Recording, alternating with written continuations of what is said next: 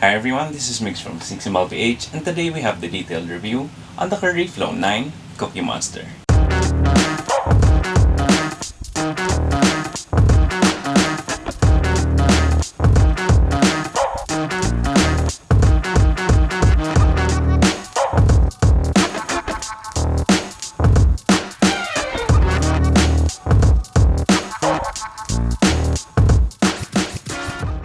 Before we get started, if you do like the video, please make sure to leave a thumbs up down below.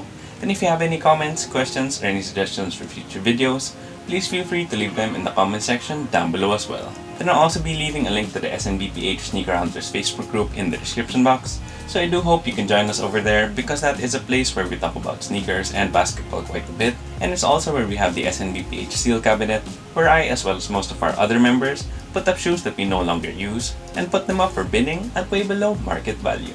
Then if you haven't already, please do make sure to sub to the channel because it really does help us out quite a lot. So with that being said, we now finally have the detailed review on the Curry Flow 9. I would have definitely loved to have reviewed the Curry 9 sooner, but Under Armour did take some time to have them release in the Philippines, and then when it did end up releasing in the Philippines, the first couple of colorways actually sold out pretty fast, especially in my size. And I was definitely shocked because these are just a basketball shoe. That's not really a knock against Curry shoes because he does have really good shoes for hooping, but it's definitely not Jordan Retro levels or Kobe Pro Throw levels. And I guess most of the reselling of the Curry 9s is just because he broke Ray Allen's record earlier this year. And of course that's a big achievement, so most Curry fans definitely wanted the shoe. I also wanted the shoe, but it was for a different reason because it wasn't really to have a showpiece of Curry breaking Ray Allen's record, but just because the Curry 8 was such a good on-court performer that I wanted to see if the Curry 9 could match it or even surpass it. The Curry 8 was definitely one of the best shoes of 2020. I mean, that flow cushion and outsole that basically is just one piece was something we've never seen on a basketball shoe, and the Curry 8 did end up having one of the strongest biting tractions of the whole year.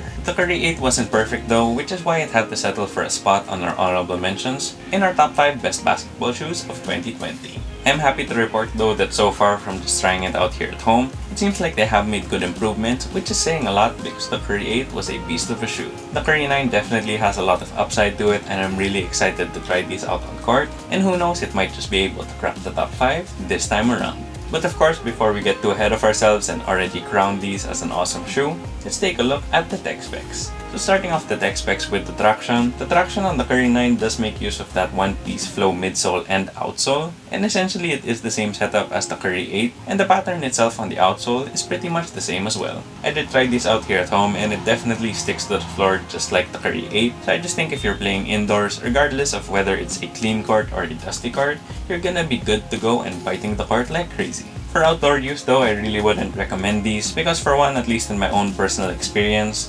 traction isn't as grippy on outdoor courts as they are on indoor courts. And second of all, given that the outsole is made of foam, I do think that you can wear out the pattern or the thread pretty quickly if you play primarily outdoors. Don't get me wrong though, the outsole is actually surprisingly durable for an outsole made of foam, and is basically just as durable as most of the shoes out today. However, as most of you who buy basketball shoes nowadays know, the shoes we have right now for the most part are really just not made for outdoor hooping. So indoors, the traction on these just have you covered all the way, and if you are a really shifty guard who relies on quickness and their speed, this is definitely gonna be a traction that you would want to use. Then moving on to the cushion, you do have that flow technology, which does serve as both the midsole and the outsole. The basic shape and sculpting of the midsole is pretty similar to the Curry 8. However, just trying it out here at home, it does feel a little bit denser and a little bit more responsive than the previous model. That might be due to either of two things though. One, it could just be that I need to break these in first, or second, it might be that Curry wanted a more responsive feel to the cushion, which is why they might have made it denser than the cushion on the Curry 8. But the good thing about that Curry Flow cushion is that it's not the bounciest by far, or it's not the softest, but it just works really well with your movements because like I said, it's pretty responsive, it's lightweight so you don't really feel much of a lag, and the way that it is sculpted and designed just make it super smooth when you're running in a straight path or in and out of cuts. This is definitely what I would consider a perfect setup for a speedy guard, just because there is no lag because of that responsiveness and the lightweight nature of the foam, and just because that cushion overall just promotes a lot of freedom of movement while still having adequate impact protection. Then moving on to the materials, I think this is definitely the biggest difference between the Curry 9 and the Curry 8, because the Curry 8 did have that sort of one-piece knitted upper that was definitely really comfy, but it lacked a little bit in the support department. I am happy to say that they redesigned the entire upper for the Curry 9, and it seems a lot more supportive. Instead of having that one-piece upper, it is kind of split up in parts this time, with the front part being made of this multi-layered textile, this back part being made of this synthetic nubuck, and you also have a separate tongue with foam back mesh. The synthetic nubuck here at the ankle and the heel is really nothing to write home about in terms of the quality, but at least it gives it a bit of structure and a sort of more premium feel or premium touch. Then that foam back mesh on the tongue is really comfy, and since it does have a few cutouts that I can see, it's also going to be able to provide airflow and breathability. Then for the textile here at the front of the shoe, it does have a soft underlay material, but I think the part that makes it a lot better than the upper on the Curry 8 are those layers of threading that kind of crosshatch above the underlaying textile. So basically the layering on the textile upper is that you have the underlay material, you have this thick black threading, and you have some really thin threads above that. You have these crisscrossing nylon strips that are also stitched to the upper.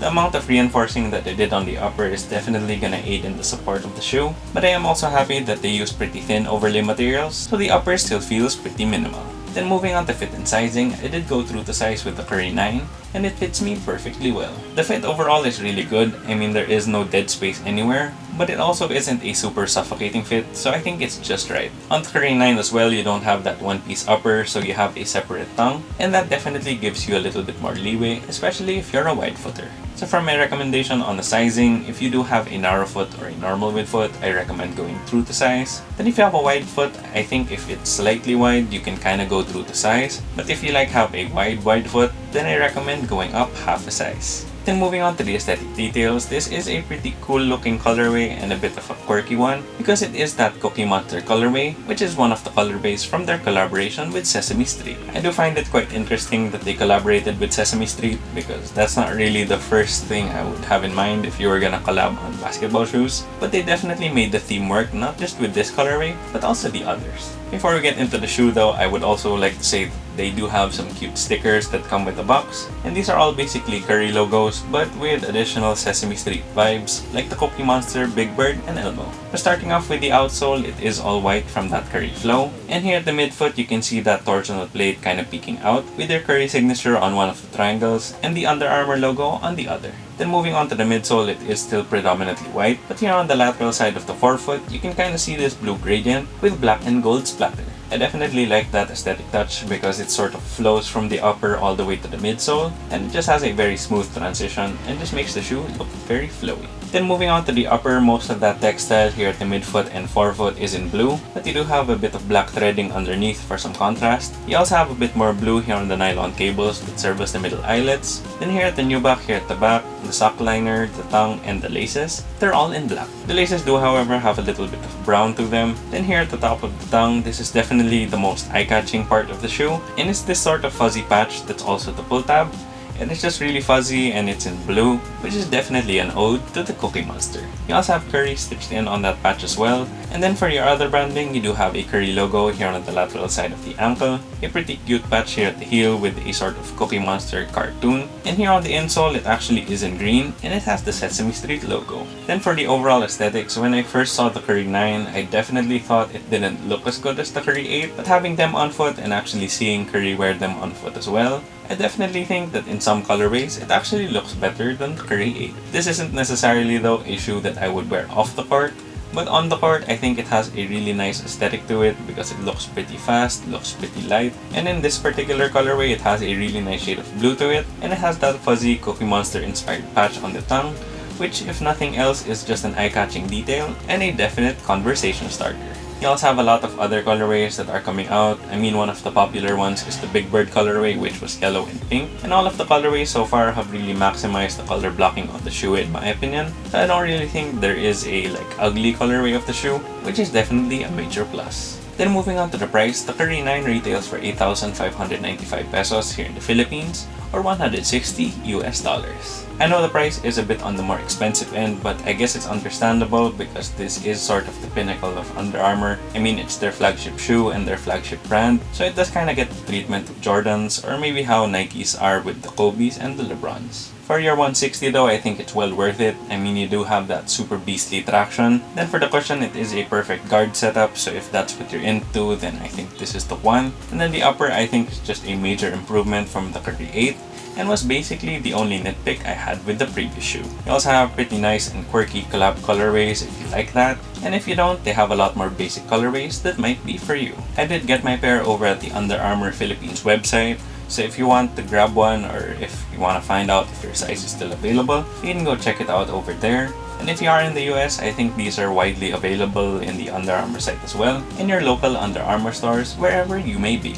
So there you have it guys, that was my detailed review on the Curry Flow 9 Cookie Monster. Once again, if you liked the video, please do make sure to leave a thumbs up down below. Then if you haven't already yet, please do make sure to subscribe to the channel and click that bell icon for notifications. And as always, whether you're looking for that retail win, or if you're hoping that one day you can break the 3-point record, just keep on hunting.